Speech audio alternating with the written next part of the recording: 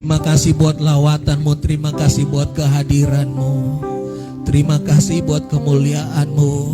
Engkau ada di tengah-tengah kami pagi hari ini, malam hari ini.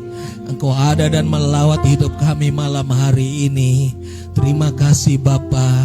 Kami mengucap syukur, dan biarlah Engkau terus berbicara bagi kami, sampaikan isi hatimu bagi kami, sehingga benar-benar hati kami dikobarkan, jiwa roh kami dibakar bagi kemuliaan nama-Mu Bapa. Di dalam nama Tuhan Yesus kami berdoa, haleluya, amin. Puji Tuhan, silakan duduk. Salam Bapak Ibu Saudara. Haleluya, apa kabarnya? Haleluya, selamat Natal dan Tahun Baru. Ya, kalau ketemu lagi kita salaman ulang ya. Siapa tahu kita nggak ketemu lagi kan? Siapa tahu ya. Puji Tuhan, saya lihat ada banyak orang-orang yang saya belum kenal hari ini. Ada beberapa orang yang saya belum kenal. Tadi yang ibu yang WL tadi juga saya baru kenal, salam kenal. Terus adiknya Jeremy juga saya baru kenal, saya kakaknya Jeremy. Oh mamanya ada, oh maaf. Ya, perkenalkan nama saya Pendeta Muda Temi Ivaldi HE. Saya mengembalakan bersama dengan Pastor Paulus, bersama Pastor Yunus di Raden Inten, di GBI di Raden Inten. Dan ini hari pertama ya, kali pertama hari Rabu saya khotbah di tempat ini ya. Ya udah lama gak pernah khotbah di sini. Puji Tuhan.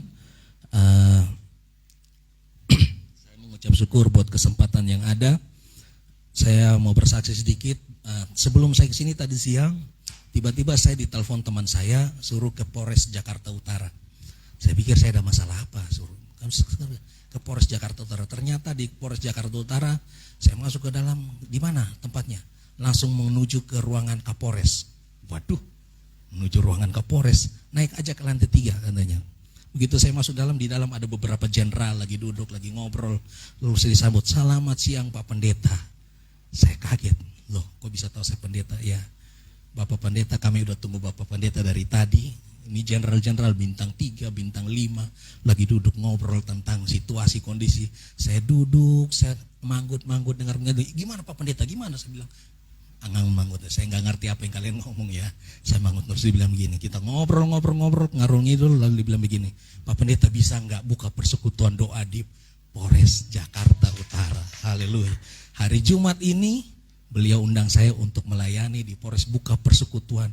Ternyata Kapolres Jakarta Utara anak Tuhan, ya, anak Tuhan. Dan puji Tuhan, Tuhan mulai buka pintu pelayanan. Saya pikir-pikir, saya ini siapa? Masih muda, ini jenderal-jenderal, orang-orang hebat semua. Lalu mereka bilang, Pak Pendeta, hari Jumat datang jam 12 kita ibadah di tempat ini, ya. Nanti bawa tim, kalau bisa bawa tim ke sini, katanya gitu. Jadi puji Tuhan, Tuhan buka ladang pelayanan, jenderal-jenderal hari ini siap dilawat oleh Tuhan. Haleluya. Tuhan Yesus memberkati. Nah Bapak Ibu Saudara-saudara, hari ini kita akan bicara tentang api Tuhan. Kita buka di dalam Imamat pasal 6. Imamat 6 ayat 8 sampai 13.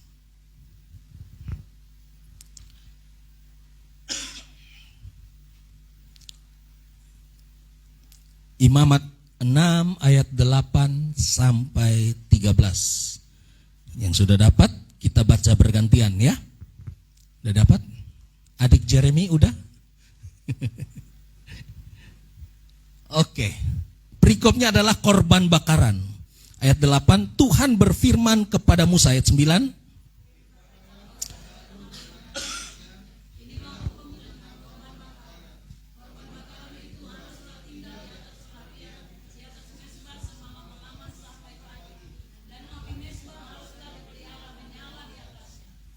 Imam haruslah mengenakan pakaian lenannya dan mengenakan celana lenan untuk menutup auratnya. Lalu ia harus mengangkat abu yang ada di atas mezbah sesudah korban bakaran habis dimakan api, dan haruslah ia membuangnya di samping mezbah.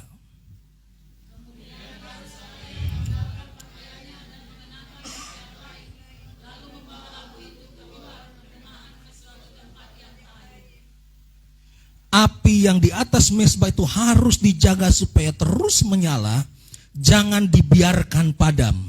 tiap-tiap pagi imam harus menaruh kayu di atas mezbah, mengatur korban bakaran di atasnya, dan membakar segala lemak korban keselamatan di sana. Ayat 13.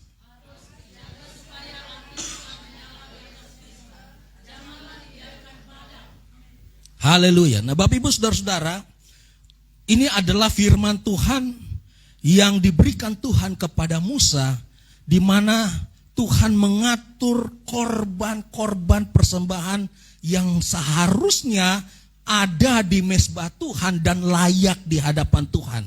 Hal yang pertama adalah di dalam ayat yang ke-8 dan 9 dikatakan, perintahkanlah kepada Harun dan anak-anaknya, inilah hukum tentang korban bakaran. Korban bakaran, hukum tentang apa korban? Korban bakaran yang berkenan kepada Tuhan. Yang pertama adalah korban bakaran itu harus tinggal di atas perapian, atas mezbah semalam-malaman sampai pagi. Nah, Bapak Ibu Saudara-saudara, ini sesuatu hal yang penting. Firman Tuhan melambangkan korban bakaran dalam perjanjian lama itu merupakan gambaran dari perjanjian baru, di mana Roma 12 berkata bahwa persembahkanlah persembahan tubuhmu sebagai persembahan yang hidup, yang kudus dan yang berkenan kepada Allah. Nah, gambaran tentang korban bakaran yang berkenan kepada Allah yang diperintahkan Tuhan kepada Harun dengan aturan-aturan yang jelas, itu pun sama diperlakukan kepada kita yang sebagaimana hari ini hidup kita adalah korban yang Tuhan minta. Dan Tuhan mau korban bakaran itu harus tetap ada di atas perapian. Amin. Korban bakaran itu harus tetap ada di atas perapian. Nah, Bapak Ibu Saudara-saudara, hari-hari ini jujur saja bahwa banyak orang lebih senang kejar reputasi daripada jaga api Tuhan. Banyak orang hari ini lebih senang cari posisi daripada cari api Tuhan. Loh, serius. Bahkan dunia pelayanan hari ini orang lebih suka cari posisi. Orang lebih suka cari posisi. Orang lebih suka yang viral-viral. Betul? Kita dipertontonkan dunia pelayanan yang penting viral. Tapi isinya nol. Hari ini semua yang penting viral. Dulu saya ingat waktu masih zaman COVID, teman saya khotbah live. Tahu nggak apa yang dia lakukan? Pakai jas, pakai dasi, pakai celana kolor. Duduk, yang penting dilihat orang rapi di atasnya. Nah, yang penting kelihatan keren di depan orang. Yang penting kelihatan bagus, mantap tutur katanya, body language-nya bagus, perawakannya tinggi semampai, badannya cakep, six-pack gitu kan. Wah, ini pendeta keren. Gitu kan. Yang viral yang gitu, yang gendut-gendut ke saya nggak laku. Nggak laku. Nah, Bapak Ibu Saudara-saudara, saya mau katakan begini, hari ini jujur banyak hamba Tuhan berjatuhan. Banyak hamba Tuhan berjatuhan. Banyak anak Tuhan hancur. Kenapa? Karena hari ini dunia sementara mempertontonkan orang yang sementara kejar posisi, tapi nggak kejar apinya Tuhan. Nah, Tuhan mau bilang begini, hidupmu berkenan kepadaku ketika hidupmu tetap berada di atas perapian yang menyala. Mau hidup kita berkenan di hadapan Tuhan, mau Tuhan sertai kita, mau Tuhan bakar hidup kita, kita harus tetap ada di mezbah persembahan. Haleluya. Persembahkanlah tubuhmu sebagai korban yang hidup, yang kudus dan yang berkenan di hadapan Tuhan. Nah, banyak orang gak jaga api Tuhan. Mereka lebih sering gini loh.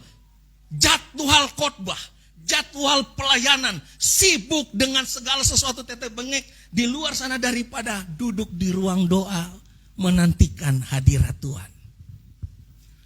Bapak Ibu Saudara-saudara, untuk khotbah itu gampang. Tinggal belajar homiletik 1 semester selesai bisa khotbah. 3 bulan belajar khotbah udah bisa khotbah. Anak kecil pun bisa khotbah. Tetapi untuk mengenai urapan itu nggak bisa dipelajari. Urapan hanya ada ketika kita ada di korban perbakaran. Amin. Nah, Bapak Ibu Saudara-saudara, makanya hari ini banyak orang gagal. banyak orang akan ditinggalkan Tuhan, saya katakan. Mari kita buka di dalam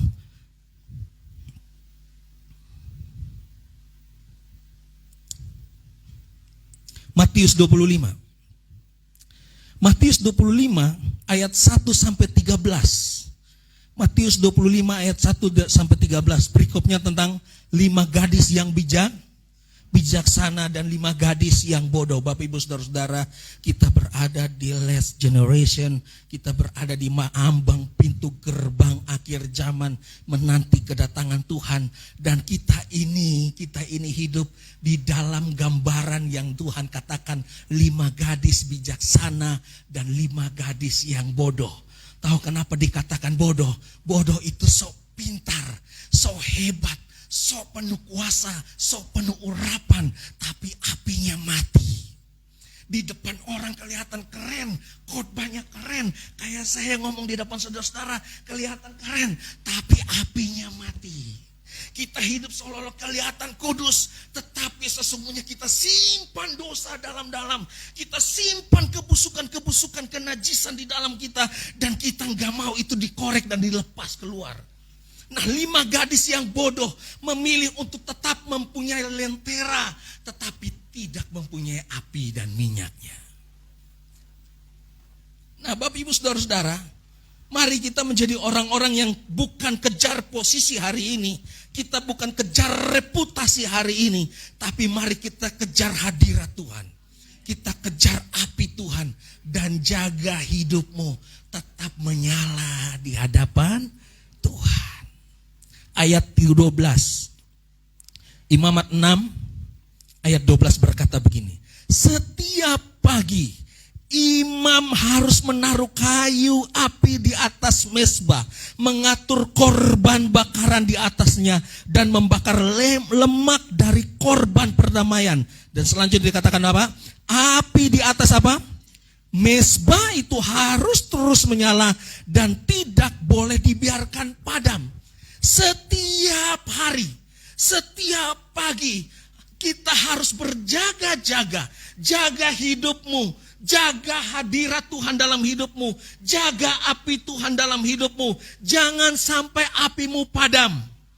Hari-hari harus fokus kita adalah jaga api Tuhan hari ini. Amin. Jaga api Tuhan. Sebab Bapak Ibu Saudara-saudara, orang hari ini beralih kepada gini. Bukan lagi cari Tuhan, tetapi cari berkat Tuhan. Orang cari berkat Tuhan. Makanya banyak orang Kristen kaya raya, sukses kaya raya. Tapi dengar, mereka kehilangan kasih. Makanya egonya, lulu gue. Gak punya kasih Tuhan. Lihat saudaranya menderita, tetangganya menderita, gak mau tolong. Yang penting gue udah nyaman dengan hidupku. Nah, itu orang-orang yang kehilangan kasih Tuhan. Orang-orang yang fokusnya hanya kejar berkat Tuhan, kejar reputasi, posisi hidupnya, yang penting dia nyaman dan tidak terjadi sesuatu dalam hidupnya, itu udah cukup bagi dia. Tapi Tuhan mau kita harus terus menjaga api, setiap pagi harus tetap menyala. Artinya bangun pagi, hidup kita harus ada di hadirat Tuhan. Siapa yang sini bangun jam 5 pagi, angkat tangan. Jam 6? Oke, jam 7? Jam 8? Jam 3 pagi? Luar biasa. Saya bangun jam 3 pagi, bahkan setengah 3 saya udah bangun. Saya mezbah doa. Ya, mezbah doa 1 jam sampai jam 4, terus tidur lagi. Tidur lagi, jam setengah 6 saya bangun, saya masak buat anak. Istri saya bagian mandiin anak, saya masak buat anak, bekal anak ke sekolah, antar anak ke sekolah, pulang, baru kita kerja. Nah, Bapak Ibu Saudara-saudara, banyak orang udah gak kayak gitu. Hidup gak perlu hadirat Tuhan, yang penting tetap eksis. Mari tetap jaga api Tuhan. Nah, api Tuhan itu berbicara tentang apa? Yang pertama, api Tuhan berbicara tentang bagaimana kemuliaan Tuhan tetap ada bersama-sama dengan dia. Api Tuhan berbicara tentang bagaimana kemuliaan Tuhan tetap bersama-sama dengan dia. dengar baik-baik, ketika korban bakaran itu dibakar, dengar, maka kemuliaan Tuhan turun di atas, di tengah-tengah mezbah, tabut perjanjian, dan korban bakaran itu asapnya membumbung tinggi naik sampai di atas, dan terjadilah tiang awan dan tiang api menyertai bangsa Israel. Ketika ada korban bakaran yang terus menyala di hadapan Tuhan, sejauh itulah kemuliaan Tuhan menyertai Musa dan bangsa Israel. Dan kemana mereka pergi, kata Alkitab, ketika berjalan di padang gurun, kaki mereka tidak akan hangus terbakar, jubah mereka tidak akan lesuk, dan juga ketika malam ada tiang api yang menyertai mereka. Mari kita jaga api itu sehingga gak ada api palsu, gak ada kamuflase hidup. Haleluya. Haleluya. Hidup apa adanya, jalani apa adanya dengan Tuhan. Jangan kita hidup dalam dosa tapi sok suci, sok kudus. Buang, udah gak zaman, udah gak waktunya lagi. Sebab Tuhan akan memisahkan mana 5 gadis bijaksana, mana 5 gadis yang bodoh. Yang mau bodoh itu pura-pura suci, pura-pura penuh urapan, tapi minyaknya gak ada, apinya udah gak ada. Mari kita belajar tulus apa adanya di hadapan Tuhan. Belajar hidup dengan api Tuhan, belajar hidup dengan hati Tuhan. Sehingga apa yang keluar dari mulut kita benar-benar dari hati yang terdalam. Kita ucapkan shalom buat orang lain, itu benar-benar tulus. Betul? Kita senyum dengan orang benar-benar tulus. Gak dibuat-buat. Kita tolong orang itu tulus, bukan supaya dipuji-puji orang. Mari jaga api Tuhan. Kemuliaan Tuhan akan menyertai engkau. Dan Dia akan melindungi engkau. Lihat, ketika tiang awan itu menyertai mereka, lihat. Di padang gurun yang begitu luas, terbentang dan panas gersang. Tapi pemeliharaan Tuhan tetap ada. Dengar, hari-hari ini, ekonomi Indonesia semakin susah. Ke depan akan semakin susah Bapak Ibu Saudara-saudara. Semakin sulit. Artinya apa? Tahun-tahun ini sampai ke depan, tahun depan, kekeringan, kegersangan, padang gurun terjadi melanda seluruh dunia. Tapi dengar, orang-orang yang tetap jaga api Tuhan, ada tiang api dan tiang awan menyertai dia. Pemeliharaan Tuhan tetap ada bagi orang-orang demikian. Please, jaga api Tuhan. Anak-anak muda bangun kehidupan doa. Bangun kehidupan doa. Bapak Ibu Saudara-saudara, saya kalau doa dengan Tuhan ya, kalau doa dengan Tuhan, saya nggak bisa kalau doa itu duduk. Nggak tahu kenapa ya. Saya kalau doa itu, kalau apalagi hari Jumat doa, yang lain saya nggak bisa, saya nggak menghormati Tuhan. Saya tiarap dengan Tuhan. Kayak nggak lain. Saya rasa hadirat Tuhan tuh begitu kuat dan saya nggak layak angkat wajah saya. Saya cium kakinya Tuhan. Betapa kudusnya Tuhan itu. Sampai saya nggak bisa kalau berdoa, kayak kurang ajar kalau doa tuh sambil duduk begitu. Kalau lagi serius menyembah Tuhan dalam hadirat, saya tertolong. Saya pernah satu kali anak saya sakit diverti atau difteri kalau nggak salah. Itu penyakit yang mematikan. Lalu waktu itu dokter bilang ini kalau 3 hari nggak sembuh harus operasi. Saya 3 hari 3 malam saya nggak tidur. Saya tiarap di bawah tempat tidur, saya nangis dengan Tuhan. Saya bilang sekalipun mujizat itu cuma 0, sekian %, aku tetap minta kepadamu tiap malam. Saya bilang aku minta. Anak nggak berubah, anak juga nggak, sakitnya nggak berubah. Semakin parah. Menit-menit terakhir saya tetap bilang Tuhan, aku mau menyerah, tapi aku tetap minta. Saya nangis. Apa yang terjadi detik-detik terakhir? Saya mau bawa dia ke rumah sakit, tiba-tiba nanah di dalam tenggorokan keluar semua. Lalu bersih. Begitu kami bawa ke rumah sakit, dokter bilang begini, bersih tenggorokannya, udah gak ada nanah lagi. Itu hebatnya mujizat Tuhan. Jadi Bapak Ibu Saudara, ketika kita dalam kondisi tertentu, hanya satu pengharapan kita. Ketika kita ada di dalam hadirat Tuhan, Api Tuhan itu yang menolong kita. Tiang api dan tiang awan itu yang menyertai kita. Yang malam hari seharusnya itu bagian di mana mereka harus diterkam oleh musuh. Tetapi Tuhan melingkupi mereka begitu luar biasa.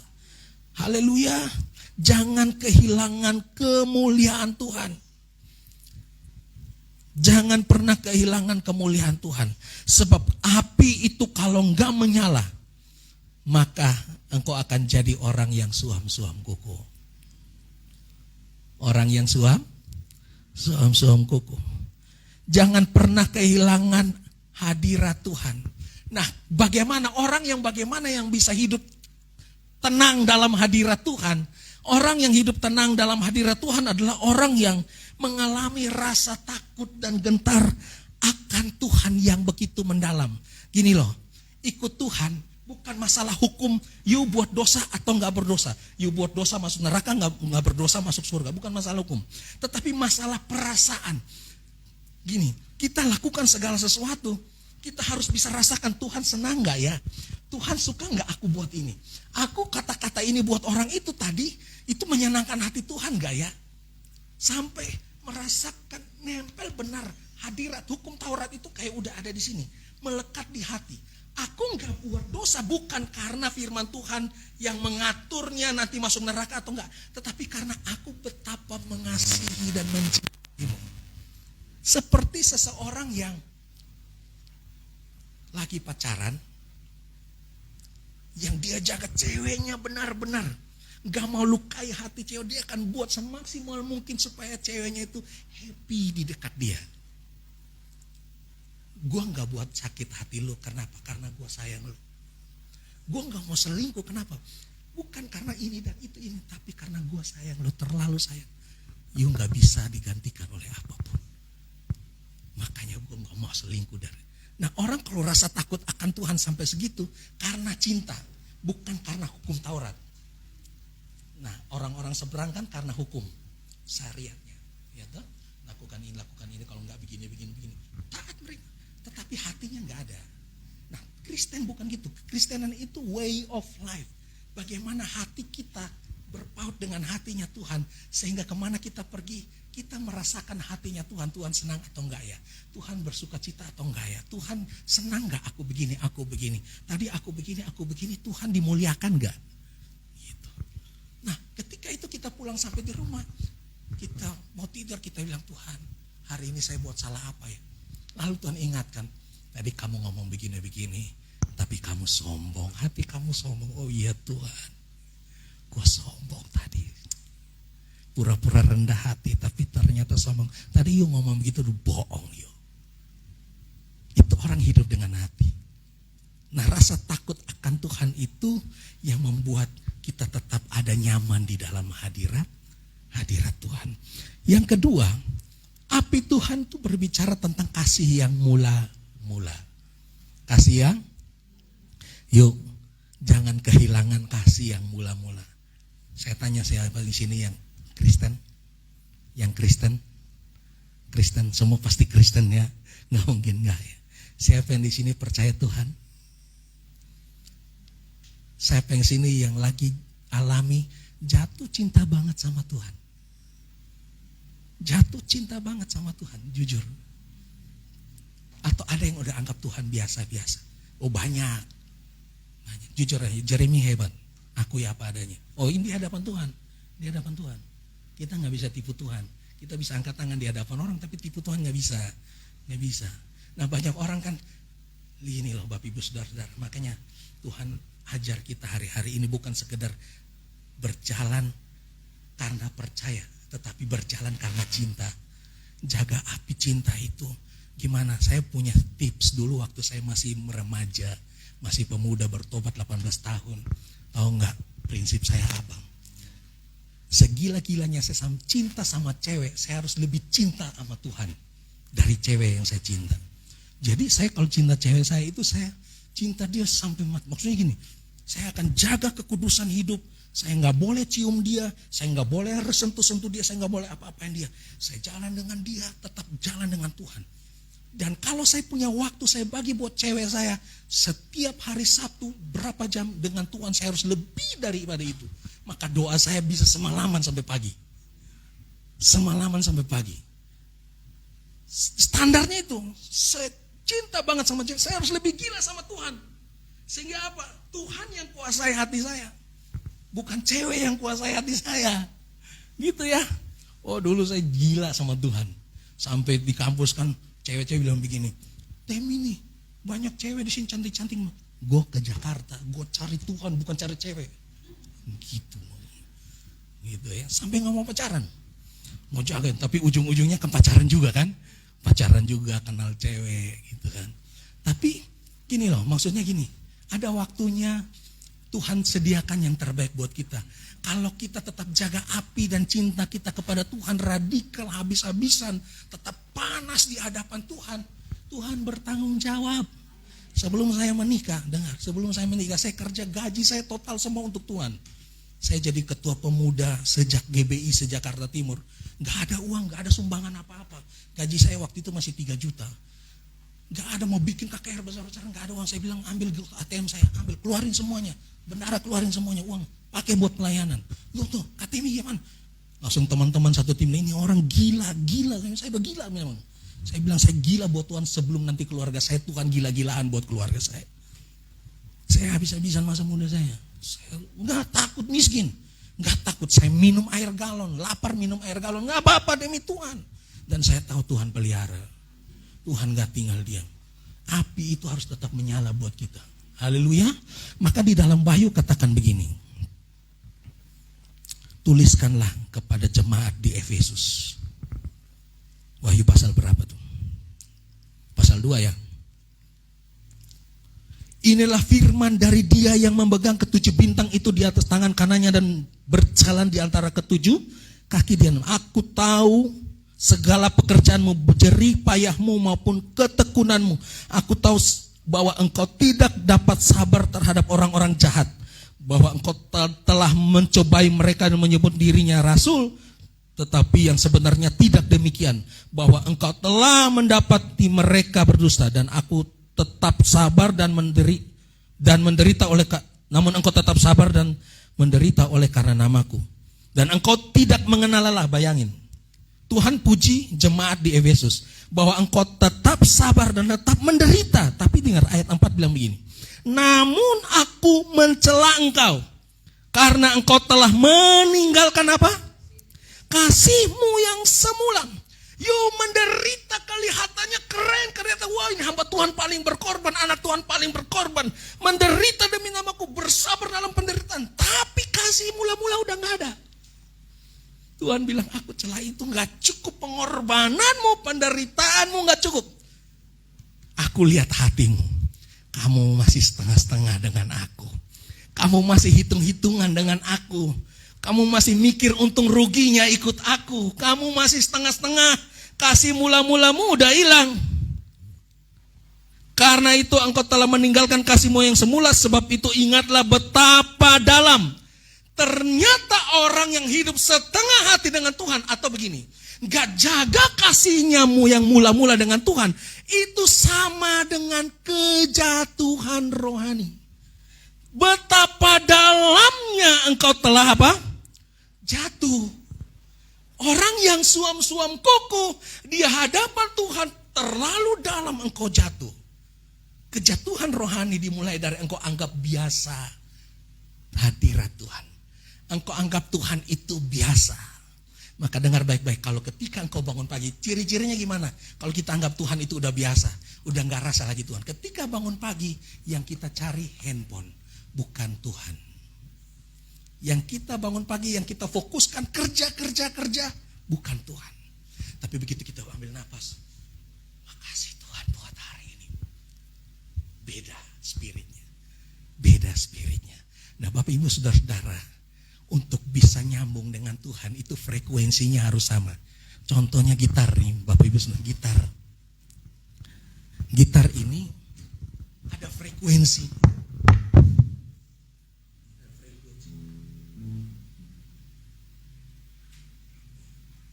Ini sama kan frekuensinya?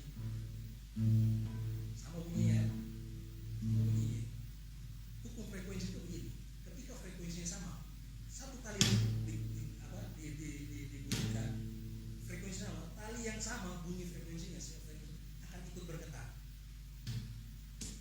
Kalau kita mau supaya kita nyantol dengan Tuhan, hadirat Tuhan, frekuensi kita harus sama, maka surga akan bergetar ketika kau panggil ya Aba, ya Bapa. Hatimu harus bulat dengan Tuhan.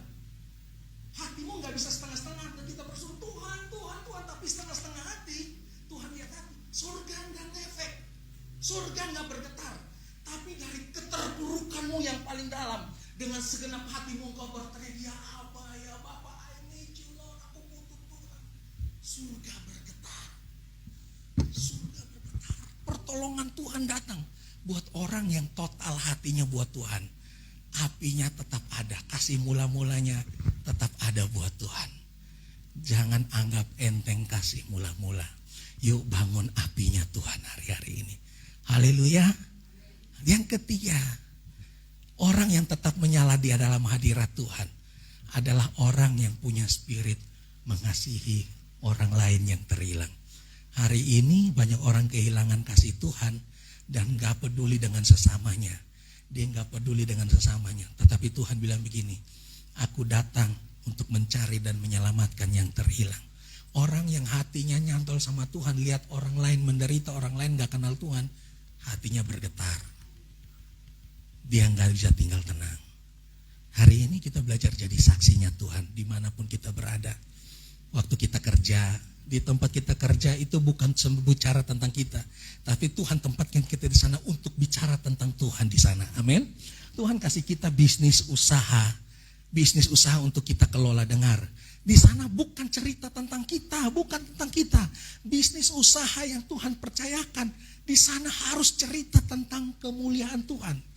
Orang lain harus dengar tentang Tuhan lewat pekerjaanmu, lewat bisnis usahamu, lewat studimu, keberhasilanmu.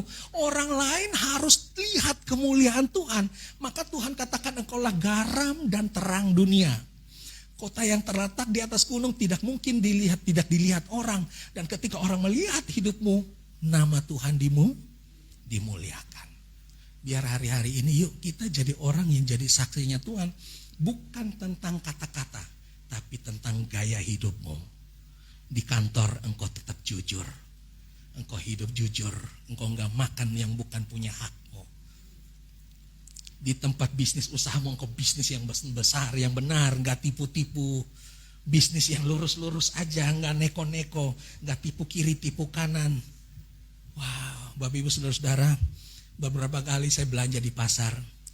Terus abang-abang yang dagang kembaliin uang lebih. Wah, lebih banyak nih, lumayan nih. Hati bilang enggak, balik. Saya bilang, bang, tadi saya kasih uang berapa?